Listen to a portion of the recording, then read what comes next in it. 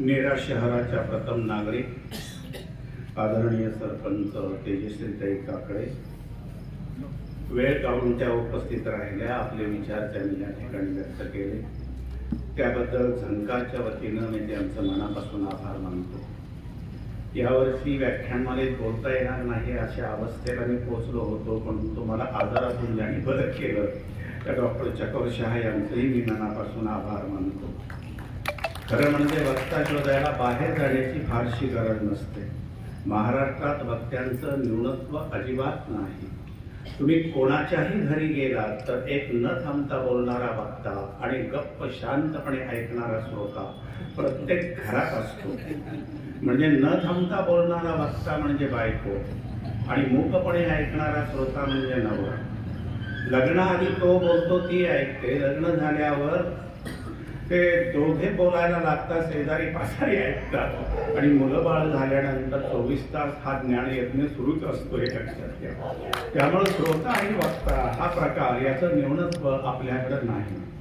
व्याख्यानाच्या निमित्तानं फिरत असताना खूप चांगले अनुभव येतात, पण माझ्या एक लक्षात येत गेलं की आकाशाच्या उंचीवरील माणसं समोर आसपास दिसेनाशी झाली की मग सुमार बुद्धीची माणसं बोलायला लागतात आणि मग वाटायला लागतं या मोठ्या माणसांचं वेगळंपण हे कोणीतरी समाजाला सांगणं अतिशय गरजेचं आहे.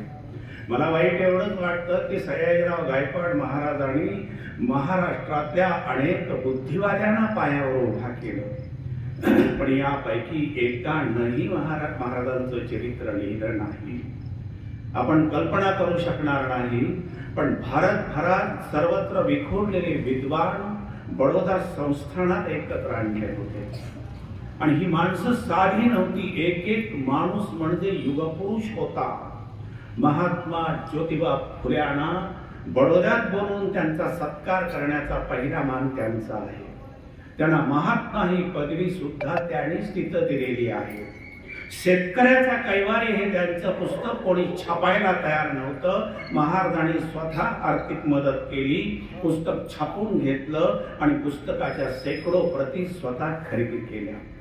आपल्या सातारचे कर्मवीर भाऊराव पाटील त्यांच्या संस्थेलाही महाराजांनी भेट दिली आणि 500 रुपये त्यांच्यासाठी अनुदान मंजूर केलं हे लक्षात घ्या. कितीतरी मोठी माणसं भांडारकर असतील, गोविंद करंदीकर असतील, त्याच्यानंतर आपले राम गणेश आपले गोखले असतील, गांधीजींचे गुरु गोखले, तेही त्यांच्या पदरी होते. एवढंच नव्हे तर क्रांतिकारकांची फौजच्या फौज महाराजांनी आपल्या जवळ बाळगली होती. हे महाराज नेमके महाराज पदावर कसे आले? खरं म्हणजे गायकवाड घराण्याचे मूळ पुरुष हे दमाजी गायकवाड, त्यांचेही वडील नंदाजीराव गायकवाड या लोकांनी वाघापासून गाय वाचवली. गायीला कवाडा आड लपवून गाय वाचवली म्हणून ते गायकवाड झाले हे लक्षात घ्या. परिणामी यांच्या घराण्यातला माणूस त्या राजगादीवरती यावा हे स्वाभाविक होतं. खंडेराव गायकवाडांनी कारभार पाहिला. त्यांना 2 बायका होत्या पण मुलबाळ नव्हतं. खंडेराव हे अत्यंत प्रेमळ होते, जनतेमध्ये त्यांच्याबद्दल आदर होता, पण दुर्दैवाने त्यांना राज्यकारभार कसा करता येणार नाही यासाठी त्यांचा धाकटा भाऊ झटत होता. त्याचं नाव मल्हारराव गायकवाड. म्हणजे आपल्याकडे भाऊबंदकीची तेढ हे सर्वत्रच असते, तसं मल्हाररावांनी त्यांना राज्य करता येणार नाही यासाठी नाना प्रकारचा कृत्या केला. पण त्यावेळेला हिंदुस्थान स्वतंत्र नव्हता. भारत या नावापेक्षा हिंदुस्थान असंच नाव इंग्रज वापरत होते हे लक्षात घ्या. म्हणून ते म्हणत संस्थानिकांचं सरकार वेगळं आणि हिंदुस्थानचं इंग्रज सरकार वेगळं. खरं म्हणजे बडोदा संस्थान आणि इंग्रज यांच्यामध्ये मैत्रीचा करार झाला होता. याचा फार मोठा फायदा सयाजीराव गायकवाडांना मिळाला. सयाजीराव गायकवाड तरी राजगादीवर कसे आले तर मल्हारराव काही राज्य करू देईना. खंडेराव गायकवाडांच्या दोन्ही बायका वारल्या, मुलगा नाही. मग मल्हारराव म्हणाला मी स्वतःच गादीवरती बसलो. त्याला गादीवर इंग्रज रेसिडेंट बसू देत नव्हते. मग त्यानं इंग्रज रेसिडेंटवर विषप्रयोग करण्याचा प्रयत्न केला. इंग्रजांना कळलं हा माणूस घातकी आहे मग त्याला बेड्या घातल्या आणि तुरुंगात टाकलं आणि खंडेरावाने राज्यकारभार करावा असं सांगितलं. पण खंडेरावांचा वारस कोणीच नव्हता शिल्लक. मग खंडेरावांचं लग्न, तिसरं लग्न हे रहमतपूरचे माने त्यांची कन्या त्यांच्याशी झालं. जयवंताबाई त्यांचं नाव होतं. आता ह्या जमनाबाई या आता सध्या तुम्ही रहमतपूरमध्ये गेलात तर मला एक अभिमान वाटतो. मी 2 वर्ष त्या वाड्यात राहिलो होतो. ज्या वाड्यातल्या जमनाबाई, हे लक्षात घ्या.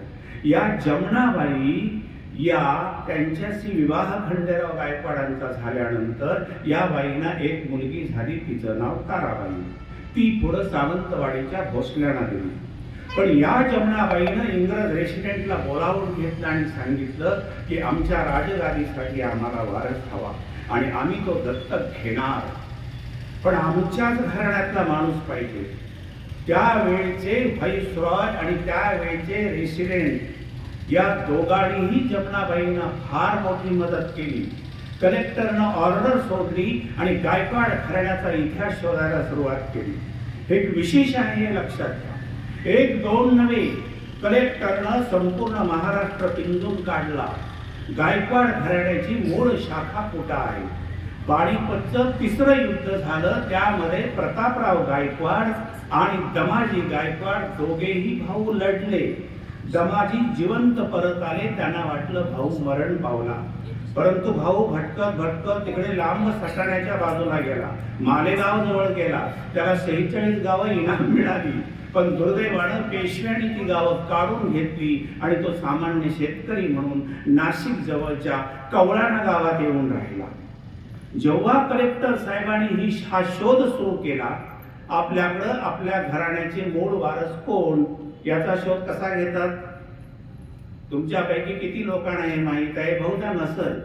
याचं कारण असं की आपल्या घराण्याचा मूळ पुरुष कोण याचा शोध घ्यायचा असेल तर तुम्हाला तीर्थक्षेत्री भेटी द्याव्या लागतात. मग त्र्यंबकेश्वर असेल, पंढरपूर असेल, जिथं जिथं तीर्थक्षेत्र आहे, आपले पूर्वज तीर्थक्षेत्री गेल्यानंतर तिथले धर्मपंडित त्यांच्या नावाची नोंद करून ठेवत. हे लक्षात घ्या. कागदोपत्री नोंद करतात की अमक्या घराण्याचा पुरुष अमुक साली इथं येऊन गेला. आणि ह्या नोंदी शोधत असताना त्र्यंबकेश्वरच्या धर्मपंडित धोंडोपंत यांना नोंद सापडली की काशीराव गायकवाड नावाचे एक गायकवाड घराण्याचे मूळ पुरुष आहेत, आता जिवंत आहेत आणि ते कवळाणा नावाच्या गावी नाशिक जिल्ह्यात राहतात. मग कलेक्टर आणि त्याची फौज त्या गावामध्ये गेली. गावकरी घाबरले की एकाएकी सरकारी धरणं आलं की काय. पण त्यांनी सांगितलं काशीराव गायकवाड कोण. काशीराव गायकवाड आले भेटायला. साधे शेतकरी होते. त्यांना 3 मुलं होती. ती 3 मुलांना घेऊन ते आले. ते म्हणाले मला आणखी एक भाऊ आहे, त्यालाही 2-3 मुलं आहेत. मग सगळी मुलं धरून आणली आणि इंग्रजच्या त्या कलेक्टरनं ती सगळी मुलं बडोद्याला नेली. बडोद्याला नेल्यानंतर राणीसाहेबांच्या समोर उभा केली. राणीसाहेब कोण? जमनाबाई.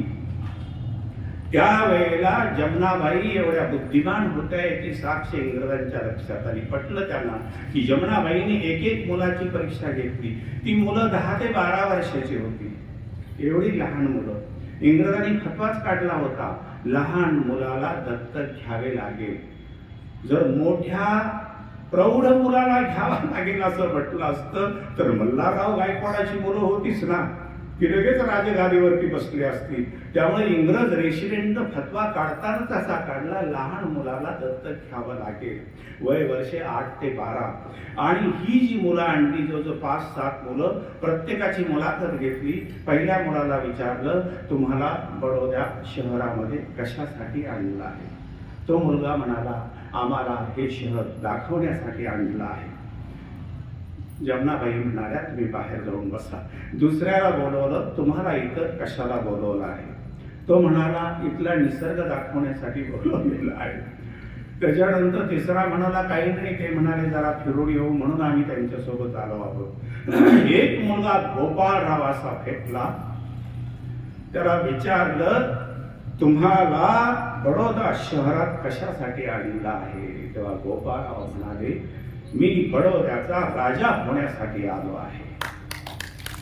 आणि इथंच जमनाबाईंनी त्यांची निवड केली. नुसती निवड केली नाही, या मुलाचं शिक्षण पूर्ण करण्यासाठी त्यांनी शिक्षक नेमले आणि पहिला शिक्षक बोलवला टी.एस. इलियट. हा इलियट होताना हा सामान्य शिक्षक नव्हता. पूर्वी कुठेतरी B.एड झालाय, B.एड झालाय असला शिक्षक नव्हता. ICS अधिकारी होता, हे लक्षात घ्या. एवढा बुद्धिमान माणूस नेमल्यानंतर त्यानं संपूर्ण त्या बडोदा संस्थानात नोकरी करणारे विशेषतः विद्याशाखेचे सगळे अधिकारी बोलवले आणि सांगितलं की नुसत्या या मुलाचं शिक्षण पूर्ण करून उपयोग नाही, त्याच्याबरोबर सरदारांची, उमरावांची आणि बडोदा शहरातली इतर मुलं शिकली पाहिजेत. म्हणून त्यांनी इंग्रजांनी लंडन शहरात उभा केलेल्या ब्रिटिश स्कूलच्या धर्तीवर प्रचंड शाळा उभा केली आणि त्या ठिकाणी ही मुलं शिकू लागली. एक लक्षात येईल, महाराजांना शहाणं करण्यासाठी अनेक चांगले जाणते शिक्षक बोलवले. स्वतः इलियट साहेब होते. एवढे संस्कार त्यांच्यावरती चांगले केले. सलग 6 वर्ष आणि 6 वर्ष पूर्ण झाल्यानंतर महाराज 18 वर्षाचे झाले आणि रेसिडेंटला अर्ज केला महाराजांचं राज्यारोहण व्हावं. त्यावेळेला दिवाण माधवराव होते. मला नेहमी वाटतं बडोदा शहर आज जे उभं आहे, नुसतं ते शहर नाही, बडोदा शहरातनं तुम्ही फिरू लागला ना, तुम्ही लंडन मार्गातनं फिरतात असं वाटतं. असे अनेकांनी उल्लेख केले. कारण बडोदा शहरातल्या प्रचंड इमारती गायकवाड महाराजांनी उभा केले. गायकवाड महाराजांना माहित होतं की आपलं संस्थान ओळखलं गेलं तर इथल्या विद्वानांच्या नावामुळं, इथं आलेल्या प्रतिभावंतांच्या नावामुळं आणि येथे उभा केलेल्या प्रचंड इमारतीमुळं ओळखलं जाईल. महाराजांचा राजवाडा बघायला मी आणि माझ्या सौभाग्यवती गेलो होतो. कारण आमच्या सौभाग्यवतींचे आजोबा बडोदा सरकारांच्या पदरी ज्योतिराव अप्पाजीराव ठाकरे हे सरदार होते आणि त्यांची प्रतिमा तिथं दरबार हॉलमध्ये आहे. असं आम्हाला कळल्यानंतर आम्ही दोघेही तो लक्ष्मी पॅलेस पाहण्यासाठी गेलो. 150 रुपये तिकीट आहे त्याला. महाराजांनी लक्ष्मी पॅलेस जो उभा केला तो इंग्रज व्हिक्टोरिया राणीचा महाल डोळ्यासमोर ठेवून, पण महाल जेवढा आहे त्याच्या 5 पट मोठा महाल बडोदा शहरात त्यांनी उभा केला. आजही हजारो मैलावरून त्या महालाचा मनोरा आपल्याला दिसतो. मनोरा साधारणपणे 250 फूट लांब, 200 फूट रुंद आणि 204 फूट उंच, 5 मजली महालावर एवढा मोठा मनोरा. आणि त्या मनोऱ्याचं बांधकाम करताना शीख, ख्रिश्चन, मुस्लिम, हिंदू या सगळ्या धर्माची एकवाक्यता होईल अशी विचारधारा त्यावर कोरलेली आहे, लक्षात घ्या. महाराजांनी 18 पगड जातीच्या लोकांना एक केलं. शिक्षण पूर्ण झाल्यानंतर प्रत्यक्ष राज्यकारभाराला प्रारंभ झाल्यानंतर तुम्ही म्हणाल असाल लगेच महाराज गादीवरती बसले आणि कारभाराला प्रारंभ झाला, पण असं झालेलं नाही, हे लक्षात घ्या. महाराजांनी पहिल्यांदा जर काय केलं असेल, नुसता राजा शहाणा असून उपयोग होत नाही, सरदारी शहाणे असावे लागतात. राज्य कारभार करणारी मंडळी शहाणी असावी लागते. म्हणून माधवराव नावाचे दिवाण होते. त्यांनी या सगळ्या लोकांसाठी 150 व्याख्यानं आयोजित केली. 90 दिवसात 150 व्याख्यानं. म्हणजे न्याय कसा द्यावा, राजानं प्रजेचं हित कसं बघावं, सामान्य माणसाची सुखदुःख दूर करण्यासाठी राजानं नेमकं काय करावं, पाण्याची व्यवस्था कशी करावी, लष्कराची व्यवस्था कशी करावी, सुरक्षा व्यवस्था कशी असावी, न्यायदानाचं काम कसं करावं. एकूण 150 व्याख्यानं, 90 दिवसात 150 व्याख्यानं करणं हे सोपं नाही. अहो, आपण व्याख्यानमाला घेतो, आम्ही म्हणतो आम्ही 35 वर्षे करतो, अमुक वक्ते आमच्याकडे आले. पण सयाजीराव गायकवाडांनी जी व्याख्यानमाला केली तिथं जे वक्ते आले त्यांची नावं नाना वाचून दाखवली.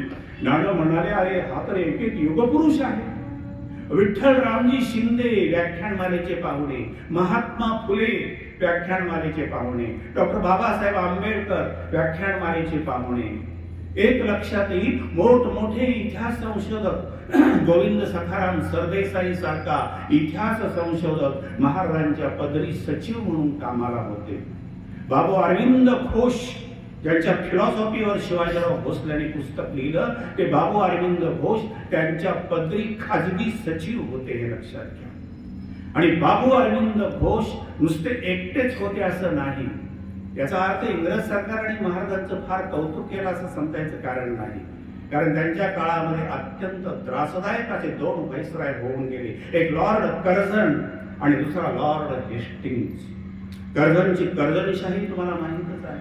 1905 ला बंगालची फाळणी करणारा, अयोध्या, हैदराबाद, अहमदाबाद अशा शहरामध्ये हत्याकांड घडवून आणणारा हा माणूस. या माणसानं अत्यंत त्रास लोकांना दिला आणि महाराजांना सुद्धा दिला.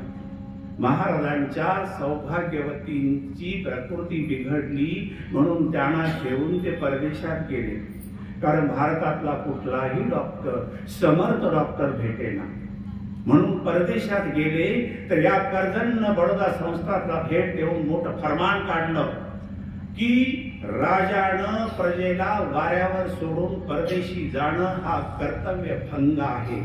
परिणामी तुमच्यावर का कारवाई करू नये. एखादा घाबरून गेला असता. खरं म्हणजे इंग्रज अधिकारी त्या काळामध्ये अनेक संस्थानिकांच्या पदरी पडून असत, पण यांनी त्यांचे कधी कोड कौतुक केलं नाही. महाराजांनी काय केलं, बाबू अरविंद घोषांना बोलवलं आणि एक सनसनीत पत्र कर्झनला लिहिलं. त्यात कर्झनला लिहिलं, भारतामध्ये 562 संस्थानं आहेत आणि या संस्थानामध्ये चांगली संस्थानं किती आहेत हेही तुम्हाला माहित आहे. अवघी 3च संस्थानं चांगली होती.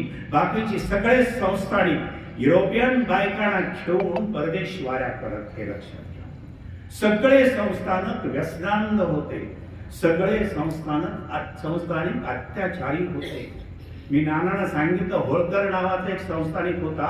राजवाड्याच्या खिडकीत उभा राहायचा आणि येणाऱ्या जाणाऱ्याला हात करायचा आणि काळाकोट दिसला घातलेला माणूस दिसला की वर बोलवायचा. एका दिवसात त्यानं 200 काळाकोट घातलेली माणसं बोलवली आणि चापकानं फोडून काढली. हे विक्षिप्त लोक होते, हे लक्षात घ्या. संस्थानिक लहरी होते. अहो, जुनागडचा संस्थानिक होता ना, त्याला कुत्र्यांची लग्न लावण्याचा छंद होता आणि कुत्र्यांच्या लग्नावर तो एका वेळेला 20 ते 21 हजार पाऊंड खर्च करत असे.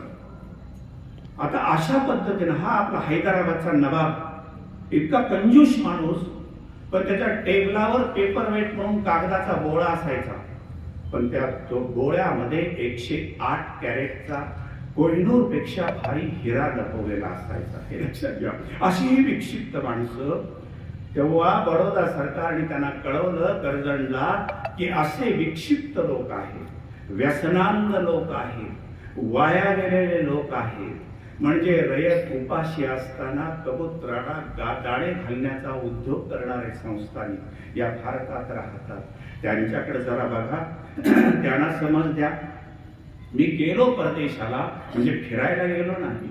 महाराजांना परदेशवारी करण्याचा छंद होता. छंद मध्ये हवा पालटाची भूमिका नाही. तिथं जे जे चांगलं आहे ते माझ्या संस्थानात आलंच पाहिजे. महाराजांनी 64 वर्ष राज्य केलं. त्यातली 22 वर्षे त्यांनी युरोपमध्ये घालवली. या 22 वर्षात त्यांनी तिथली सुंदर चित्र संग्रहालय पाहिली, सुंदर अशा प्रकारची वस्तू संग्रहालय पाहिली, अनेक प्रकारचे मोठमोठे पुतळे पाहिले. या माणसानं तिथले चित्रकार भारतात आणले. पुतळे खरेदी करायला महाराजांनी किती पैसा खर्च केला? 20 कोटी रुपये खर्च केले त्या काळात.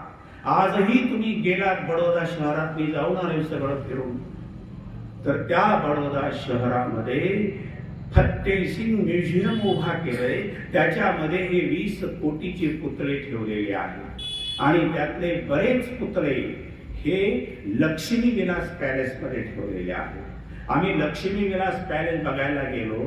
तिथं पाहिलं तर फारसे नोकर चाकर कुठं दिसेना. इकडे तिकडे 4-2 हरणं फिरताना दिसली. एका माणसाला विचारलं, सरदारांच्या प्रतिमा कुठं आहेत? तो म्हणाला दरबार हॉलमध्ये आहे. आम्ही दरबार हॉलमध्ये गेलो, एकही प्रतिमा जागेवर नव्हती. तिथल्या शिपायाला विचारलं, इथल्या प्रतिमा कुठे गेल्या? ते म्हणाले, सगळे ते फोटो काढले आणि लांब खाली एकावर एक रचून ठेवले. एवढे मोठे फोटो, 10 फूट लांब आणि 5 फूट रुंद सरदारांच्या प्रतिमा आणि एकावर एक त्या रचून ठेवलेल्या. त्यात आम्हाला काही ती प्रतिमा जी हवी होती ती सापडली नाही. पण एक लक्षात आलं की महाराजांनी त्या काळात हे जे सगळं उभा केलेलं आहे जनतेसाठी, येणारा प्रत्येक पैसा समाजासाठी, तुम्ही 4 दरवाजे जर पाहिले, 4 दिशांनी बडोदा शहरात शिरताना 4 दरवाजे उभा केलेले आहेत. त्यांनी उभा केलेलं न्यायालयाची इमारत बघा. दुष्काळानं एकदा हैराण झाला बडोदा संपूर्ण संस्थान, तर महाराजांनी मोठं एक धरण उभा केलं आणि आजवा नावाचा प्रचंड तलाव एक बांधला आणि संपूर्ण शहराचा पाणी पुरवठा कधीही खंडित होणार नाही एवढी व्यवस्था त्या काळामध्ये केली. खरं म्हणजे महाराजांनी ही सगळी कामं त्या काळामध्ये जी केली, हे करत असताना प्रतिभावंतांना अभय द्यायचं हे त्यांनी ठरवलं. महाराजांचं कौतुक वाटतं सगळ्यात मोठं की लेखकांना आणि प्रकाशकांना पोसणारा पोशिंदा असा त्यांचा उल्लेख केला जातो. त्या काळात नुसती महात्मा फुल्यांना आर्थिक मदत केली नाही, लेखकांची पुस्तकं लिहून घेतली, छापली. शाळा सुरू करत असताना त्यांनी बडोदा शहराची पाहणी केली. 4 ते 5 जिल्हे आहेत, बडोदा आहे, अमरोली आहे, त्याच्यानंतर कडी म्हणून एक आहे, नवसारी आहे. ही सगळ्या ठिकाणी फिरल्यावर त्यांच्या लक्षात आलं दलित गरीब मुलांची संख्या फार मोठी आहे. मुळात तर सवर्ण मुलांच्यासाठी शाळा नाही, अवघ्या 4 शाळा संपूर्ण संस्थानात महाराजांनी 180 शाळा सुरू केल्या आणि दलित मुलांच्यासाठी 335 शाळा सुरू केल्या आणि 82,000 दलित मुलं तिथं शिकू लागली. हे गांधीजींना कळल्यानंतर गांधीजींनी त्यांना पत्र लिहिलं, महाराज आपणाला भेटायला मी येणार आहे. तेव्हा महाराज म्हणाले, आपण एवढे मोठे राष्ट्रीय पुरुष माझ्यासारख्या सामान्य माणसाला कशाला भेटायला येतात? आम्हीच तुम्हाला आश्रमात भेटायला येऊ, साबरमतीच्या आश्रमात भेटायला येऊ. तेव्हा गांधीजी म्हणाले, आपण भेटायला येऊ नका, आम्ही येऊ. तेव्हा त्यांच्या लक्षात आलं इंग्रजांचा ससेमिरा आपल्या पाठीमागं आहे. स्कॉटलंड यार्डचे अनेक पोलीस आपल्या या संस्थानाभोवती घिरट्या घालत असतात आणि आम्ही क्रांतिकारकांना प्रोत्साहन देतो म्हणून आम्हाला अटक करण्याची संधी शोधतायत. गांधीजी आपल्या इथं आले हे कळलं तर कोणत्याही क्षणी अटक करतील. म्हणून गांधीजींना त्यांनी गुप्त निरोप पाठवला आणि निरोप कोणाकडून पाठवला? सडेकर पवार म्हणजे आपल्या दिदींचे वडील, म्हणजे रहमतपूरला बाबासाहेब माण्यांचा जो वाडा आहे त्यांच्या सौभाग्यवती प्रेमलता माने त्यांचे वडील सडेकर पवार. हे अमृतराव सडेकर पवार हे उजवा हात मानत गायकवाड महाराजांचा. त्यांना पाठवलं आणि ते गुप्तपणे गेले आणि गुप्तपणे त्यांना एका गाडीतून घेऊन आले. लक्ष्मी विलास पॅलेस जवळ जेव्हा गाडी आली तेव्हा स्वागताला स्वतः महाराज हजर होते. महाराजांनी गांधीजींना हाताला धरून वर नेलं आणि आपल्या राजमहालावर बसा असं सांगितलं. तेव्हा गांधीजी म्हणाले, आपण माझ्यापेक्षा 6 वर्षांनी मोठे आहात. सगळा भारत मला बापू म्हणतो, पण मी तुम्हाला बापू म्हणतो. एक लक्षात घ्या की एवढा मोठा माणूस जमिनीवर बसला आणि राजे आसनावर बसून बोलत होते. मी कधी कधी विचार करतो या दोघांच्या मध्ये काय चर्चा झाली असेल. जसं शंभूराजे गिरेखानाच्या छावणीतून सुटल्यानंतर पन्हाळगडावरती आले आणि छत्रपती त्यांना जाऊन भेटले, पण बाप लेकात काय चर्चा झाली याचा इतिहासाला आजही मागमूस नाही. तसं बडोदा सरकार आणि महात्मा गांधी या दोघांच्या मध्ये काय चर्चा झाली याचा लिखित पुरावा उपलब्ध नाही. याचं कारण ब्रिटिशांचं ससेमिरा. लॉर्ड कर्झननं व्हिक्टोरिया राणीला लिहिलं होतं, हा माणूस अत्यंत पडेला आहे, हा राजा असला संस्थानिक असला तरी पाठीमागं पुराव्याचा एकही कागदाचा तुकडा सोडत नाही. आम्ही एवढं धडपडतोय पण यांच्या विरुद्ध केस करता येईल असा एकही पुरावा आम्हाला मिळत नाही. आणि सगळे क्रांतिकारक तर तिथं असतात. अहो, सयाजीराव गायकवाड महाराजांनी जो आखाडा उभा केला होता, माणिकशा नावाचे ग्रस्त तो आखाडा बघत तिथं मोठमोठे तयारीचे पहिलवान व्यायाम करत, पण हे आखाडा नव्हता, हा क्रांतिकारकांचा आखाडा होता. हे लक्षात घ्या. तिथं बैठका होत, चर्चा होत, ते हिंदुस्थानचं ब्रिटिश सरकार कसं उधळून लावायचं याविषयी व्हायचं. आणि त्यातच लॉर्ड कर्झननं आणखी एक फतवा काढला. इंग्लंडचे राणी व्हिक्टोरिया मरण पावली, परिणामी 5वा पंचम जॉर्ज बादशाह हा राजगादीवरती आला आणि पंचम जॉर्ज बादशाहचा आम्ही दिल्लीमध्ये भव्य स्वागत करणार आहोत. सगळ्या संस्थानिकांचे 100 हत्ती रस्त्यावर आले पाहिजे. 352 संस्थानिकांचे प्रत्येकी 100 हत्ती. कल्पना करा, आणि दिल्लीमधून ती मिरवणूक काढायची आहे आणि पंचम जॉर्ज बादशाहला खुश करायचं आहे. आता सगळे संस्थानिक काय खालमुंडी घालणारेच ना, कोणीही विरोध केला नाही. पण यांनी सरळ पत्र लिहिलं, आमच्या मातोश्रींचं निधन झाल्यामुळं या सत्कार समारंभात आम्ही सहभागी होणार नाही. आणि सयाजीराव गायकवाड महाराज त्या कार्यक्रमाला गेले नाही. पण त्याच वेळी एक गुप्त कार्यक्रम आखला. बाबू अरविंद घोष आणि पुण्याचे दामोअण्णा जोशी दोघं एकत्र आले आणि या समारंभावर बॉम्बफेक करण्याचं त्यांनी ठरवलं. किती अवघड होतं. बाबू अरविंद घोष म्हणजे फार मोठे तत्वज्ञानी, फिलॉसॉफर. त्याने ही योजना ऐकली. तेव्हा त्यांना समजावून सांगण्याचं काम हे सयाजीराव गायकवाड महाराजांनी केलं. महाराजांनी त्यांना सांगितलं, एकाही संस्थानिकाची गैरहजेरी नाही.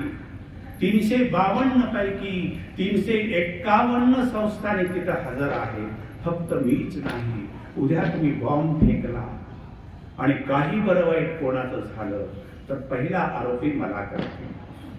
आणि त्यांना समजावून सांगितलं बाबू अरविंद घोष यांना. आणि मग तो प्रकार त्यांनी मागे घेतला. हे लक्षात नाही तर त्याही ठिकाणी फार मोठा हत्याकांड निश्चितपणाने बाबू अरविंद घोष यांनी घडवला असतं. तेव्हा ही जी माणसं त्यांनी पदरी बाळगली फार मोठी. गुणी माणसांचा शोध घेणं. आपण अलीकडे काय करतो, कुठल्याही जागेवर माणसं नेमायची झाली तर जाहिरात देऊन माणसं बोलवावी लागतात आणि बोलवलेली माणसं परत जाणार नसतील तर चहा पाणी देऊन घालवावी लागतात. ही आजची परिस्थिती. पण त्या काळामध्ये गुणी माणसांचा शोध महाराज आणि त्यांचे सहकारी घेत. महाराजांना कळलं कोणी महात्मा फुले नावाचा माणूस, सावित्रीबाई हे दोघं जण मुलींची शाळा चालवत आहेत. म्हणून त्यांना निरोप पाठवून आणि बोलवून घेतलं. सावळाराम यंदे त्यांच्या सोबत होते. आणखी काही विचारवंत होते. आश्चर्य म्हणजे महात्मा फुल्यांना त्यांनी स्वतःच्या लक्ष्मी विलास पॅलेसमध्ये ठेवून घेतलं. त्यांची 3 दिवस 3 व्याख्यानं अख्ख्या बडोदा शहराला ऐकवली. आणि मग त्यांचं शेतकऱ्याचा कैवारी हे पुस्तक वाचायला घेतलं. महात्मा फुले वाचत होते आणि महाराज ऐकत होते. महाराजांनी सांगितलं तुम्हाला लागेल ती मदत आम्ही करू. ते पुस्तक छापलं, लोकांपर्यंत पोहोचवण्याची जबाबदारी घेतली. त्याच्यानंतर शाळेतल्या मुलांसाठी पुस्तकं उभा करणं गरजेचं आहे म्हणून काही विद्वानांना बोलवलं आणि त्यांना पुस्तकं लिहायला लावली आणि लेखकांना उत्तम मानधन. आश्चर्य म्हणजे प्रकाशकांना पैसे देऊन पुस्तकं छापत आणि ती पुस्तकं स्वतः महाराज विकत घेत. आपण बडोदा शहरात गेलात तर आशिया खंडातलं सगळ्यात मोठं ग्रंथालय महाराजांनी उभा केलं. आणि हे ग्रंथालय म्हणजे सेंट्रल लायब्ररी. मला सांगायला अभिमान वाटतो, माझी 16 पुस्तकं त्या ग्रंथालयात आहेत. मी स्वतः जाऊन पाहिलं. आता मी जेव्हा पाहिलं 10 वर्षापूर्वी तेव्हा होते, आता कदाचित वाढली असतील हे लक्षात घ्या. पण एवढं मोठं ग्रंथालय, एक दिवस मी त्या ग्रंथालयात थांबलो. अप्रतिम कसं ग्रंथालय असावं त्याचं ते सुंदर उदाहरण. गुणी माणसं त्यांचा शोध घेत. शिवाजी महाराजांना पण हा छंद होता, गुणी माणसांचा शोध घ्यायचा. महाराजांना एकदा एक पत्र आलं आणि त्या पत्रात असं लिहिलं होतं की मी अमुक अमुक गावात राहणारा एक साधा ब्राह्मणाचा मुलगा आहे. माझी जमीन, माझं घर माझ्या चुलत्यानं बळकावलेलं आहे. मला माझ्या आईला वडिलांना रस्त्यावर आणलेलं आहे. आपण आम्हाला न्याय द्या. महाराजांनी काय करावं? पत्र वाचल्यानंतर आपल्या अष्टप्रधान मंडळांना बोलावून घेतलं. अरे म्हणाले, अक्षर बघा या मुलाचं किती सुंदर आहे, या मुलाला बोलवून घ्या. त्या मुलाला बोलवलं, त्याला न्याय तर दिला, त्याची जमीन त्याचं घर त्याला मिळवून दिलंच. पण सांगितलं आजपासून तुम्ही आमचे चिटणीस बाळाजी आऊजी. एक लक्षात घ्या, ही गुणी माणसांचा शोध घेण्याची पद्धत आहे. तसं सावळाराम यंदे बाबासाहेब त्यांना जाऊन भेटले बडोद्याच्या सरकारांना आणि सांगितलं की आपणाला केळुसकर भेटायला येणार आहे. केळुसकर कोण? एल्फिस्टन हायस्कूलचे हेडमास्टर, नंतर ते विल्सन हायस्कूलचे हेडमास्टर झाले. एल्फिस्टन हायस्कूलमध्ये शिकवत असताना एक दलित समाजातला मुलगा अत्यंत बुद्धिमान, त्यांचं नाव भीमराव आंबेडकर. बाबासाहेब हे नाव नंतर. भीमराव हे बुद्धिमान आहे आणि वर्गात पहिला क्रमांक सहज काढू शकतील, पण त्यांना आवश्यक त्या गोष्टी मिळणं गरजेचं आहे. हा मुलगा पुढे शिकू शकेल म्हणून केळुसकरांनी सावळाराम यांना बोलवलं आणि सांगितलं या मुलाला तुम्ही बडोदा सरकारांच्या चरणी न्या. ते या मुलाची दखल घेतली. आता सावळाराम म्हणजे बाबासाहेबांना घेऊन गेले, पण बाबासाहेब हात यायला तयार नाही.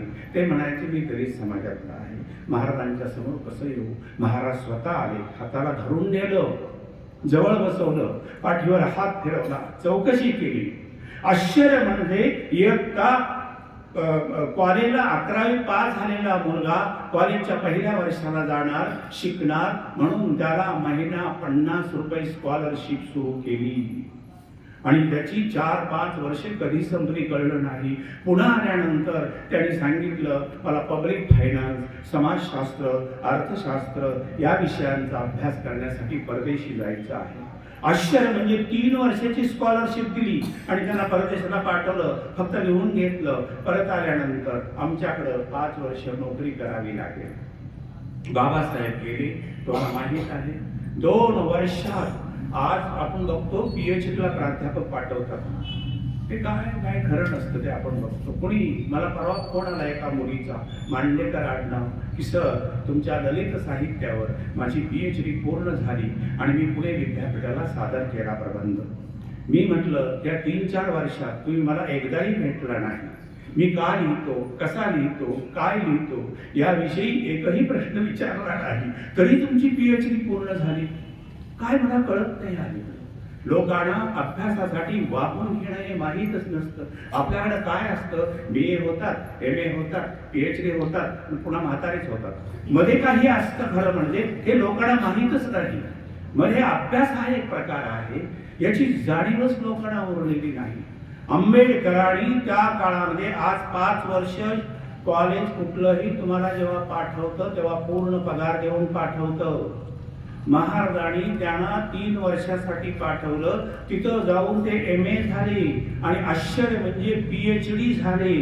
पुन्हा 2 वर्ष वाढवून मागितली, 1च वर्ष वाढवून मागितलं. ते पुन्हा अमेरिकेला, आधी पुन्हा इंग्लंडला गेले, आधी अमेरिकेला गेले, पुन्हा इंग्लंडला गेले. तिथे MSc झाले आणि बॅरिस्टर झाले 4 वर्षात. अवघ्या आपल्याकडं 5 वर्ष देऊनही माणसं PhD होत नाही. मी स्वतः डोळ्याने असे अनेक माणसं पाहिलेले आहेत. 8 वर्ष गेली तरी यांची PhD सुरूच असते, हे लक्षात घ्या. पण आंबेडकरांसारखा विद्वान मनुष्य 4 वर्षामध्ये MA होणं, PhD होणं, MSc होणं आणि बॅरिस्टर होणं, आणि आणखी त्यांना विशेष म्हणजे लंडन विद्यापीठाची PhD मिळवायची होती. त्यासाठी 1 वर्ष तरी वाढवून मागितलं, पण देता आलं नाही. महाराजांच्या पाठीमागे इतर व्याप लागले. महाराजांचा पहिला दिवाण निवृत्त झाला, कारण माधवराव दिवाणांनी बडोदा शहरातल्या सगळ्या इमारती, बडोदा शहरातल्या शिक्षण संस्था सगळं काही उभा करण्यामध्ये माधवरावांचा फार मोठा वाटा होता. माधवराव म्हणाले मला निवृत्ती द्या. मी तुमच्याकडे मनापासून काम केलं. त्यांना नुसती निवृत्ती दिली नाही, 3 लाख रुपये रोख दिले आणि 337 रुपये पेन्शन मंजूर केली आणि मग त्यांना निवृत्त केलं, हे लक्षात घ्या. गौस सरदेसायांना सुद्धा निवृत्त करताना अशाच पद्धतीनं 337 रुपये पेन्शन दिली होती आणि रोख रक्कम दिली होती. गुणी माणसांचा शोध घ्यायचा, त्यांना वाव द्यायचा, त्यांचं कौतुक करायचं. खरं म्हणजे 3 ते 5 वर्ष बडोदा संस्थानात नोकरी करावी लागेल स्कॉलरशिप घेतल्यानंतर. पण आंबेडकरांना लोकांनी त्रास दिला. कशी तरी 3 महिने नोकरी केली त्यांनी आणि बडोदा सोडलं, मुंबईला जाऊन राहिले. बडोद्याच्या दिवाणाने त्यांना कोर्टाची पत्र पाठवली, समन्स, की आपणाला 4 वर्ष महाराजांनी आर्थिक मदत केली. किती मदत केली असेल आपण कल्पना करू शकणार नाही. पण जी आर्थिक मदत केली त्याची आजची किंमत 90 लाख रुपये आहे. एवढे पैसे एका आंबेडकर नावाच्या महामानवावर त्यांनी खर्च केले. पण आंबेडकर नोकरी करू शकले नाही, म्हणून त्या दिवाणानं त्यांना नोटीस बजावली. हे राजांना कळल्यानंतर महाराजांनी, सयाजीरावांनी दिवाणांना बोलवून घेतलं आणि आंबेडकरांनाही बोलवून घेतलं आणि दिवाणांना सांगितलं की यांनी 4 वर्ष यांना आपण पाठवलं, पण यांनी पाठवल्याचं चीज केलं, शिक्षण पूर्ण केलं आणि त्यांच्या समाजासाठी आता ते कार्य करतायत. त्यांच्याकडून 1 रुपया सुद्धा आपणाला येणं नाही असं लिहून द्या आणि यांची मुक्तता करून टाका. एक लक्षात घ्या, बाबासाहेबांनी लिहून ठेवलंय की सयाजीराव गायकवाड मरण पावल्यानंतर जगात सगळ्यात जास्त नुकसान कोणाचं झालं असेल तर माझं झालं असं म्हटले. गुणी माणसांचा शोध. लहान मुलांच्या सुद्धा मिसळात त्यांना फार आवडायचं. लहान मुलं हुशार असतात, बुद्धिमान असतात, कर्तबगार असतात. आता इथं आमच्या नात आहेत बघा, आमच्या मधुरा देवी आहेत. परवा आल्या होत्या ना तोडमलबाई, किती छान बोलल्या. हकी तोडमलांच्या सुनबाई वर्षा तोडमल, त्यांना पाहिल्या ते माझ्याजवळ आले आमची नात आणि मला म्हणाली, बाईंच्या केसांचा कट किती छान आहे. थोड्या वेळानं आमच्या सौभाग्यवती दाढ काढण्यासाठी दवाखान्यात गेल्या होत्या. ते गाल धरूनच घरात आल्या आणि त्यांना आल्या आणि काय सूचना केली, आजी तू पण त्या तोडमलबाई सारखाच कट ठेव, किती छान. मला कौतुक वाटतं याचं. खरं म्हणजे लहान मुलं अतिशय बुद्धिमान असतात, हुशार असतात.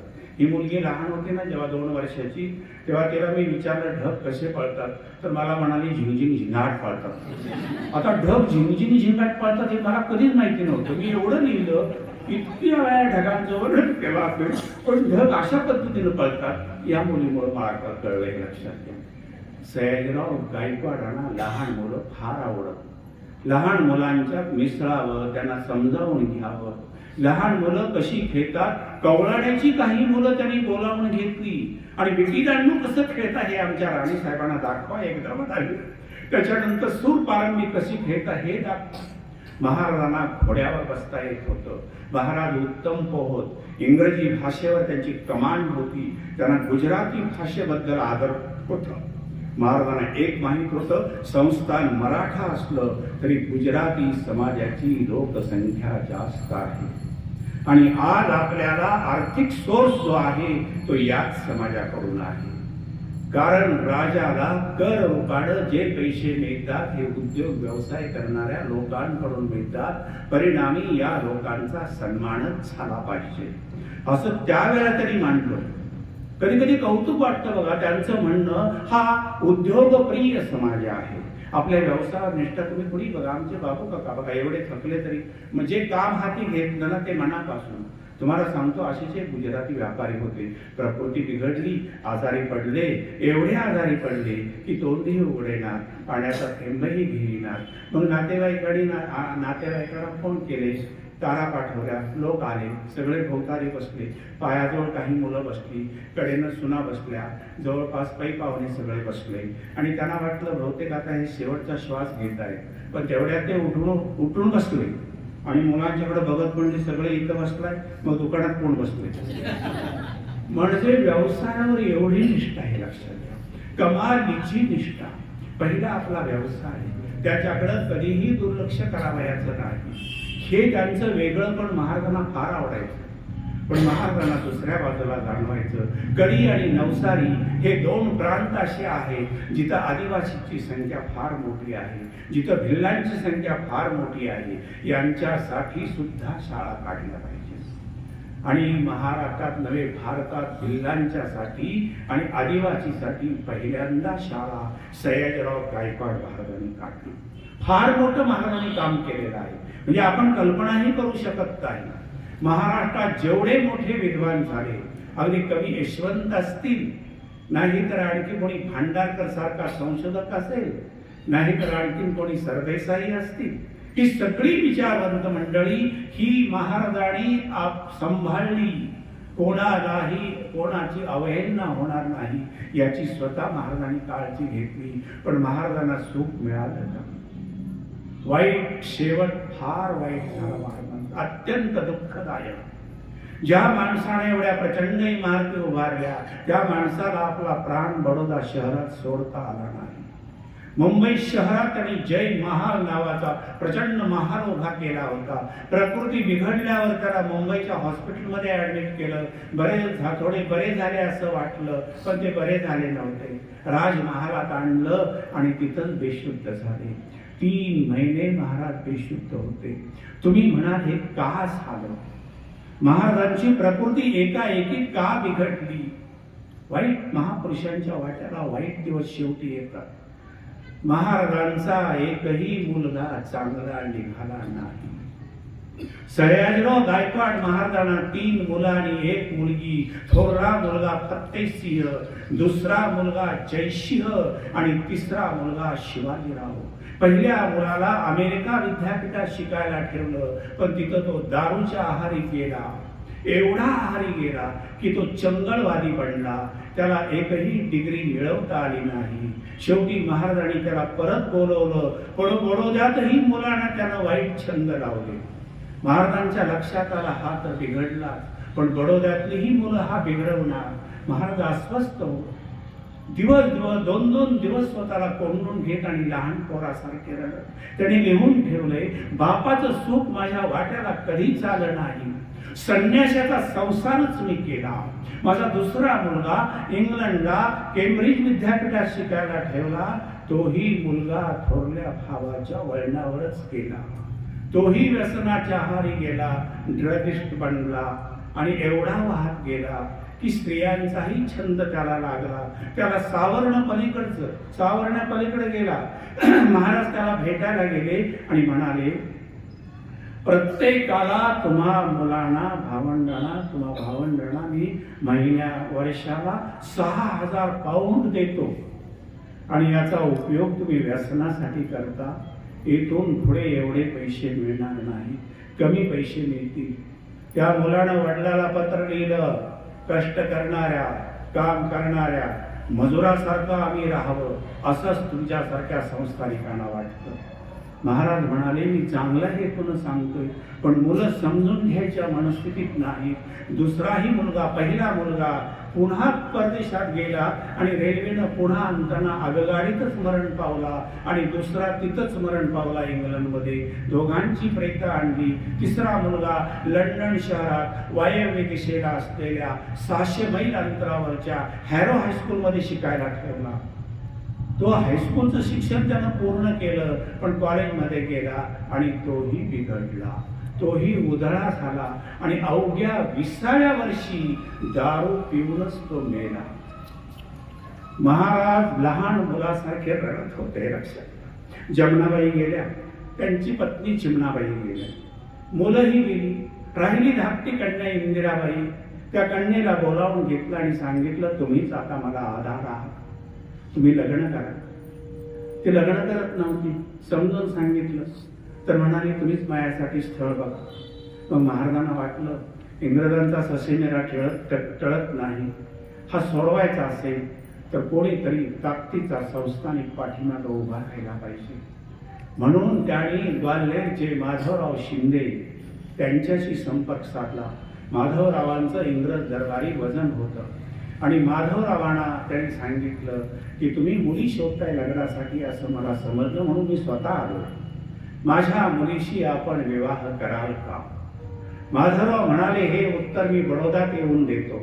बडोद्यात माधवराव आले, इंदिरेला पाहिलं आणि त्यांनी सांगितलं, मला पहिली बायको आहे, ती जिवंत आहे, तिला मूल नाही म्हणून मी दुसरा विवाह करतोय. इंदिरा ही तयार झाली. इंदिरा तयार झाली, पण मोकळ्या वातावरणात वाढलेली ती पोरगी 1 महिन्यानंतर बदलली. लग्नाची तारीख ठरली, पत्रिका छापल्या, पण ती म्हणाली, मी लग्न करणार नाही. वडिलांना ती म्हणाली, आपल्या संस्थानात द्विभार्या प्रतिबंधक कायदा तुम्ही आणला आणि 1 बायको असताना त्या संस्थानं कशी विवाह करायला मला सांगता?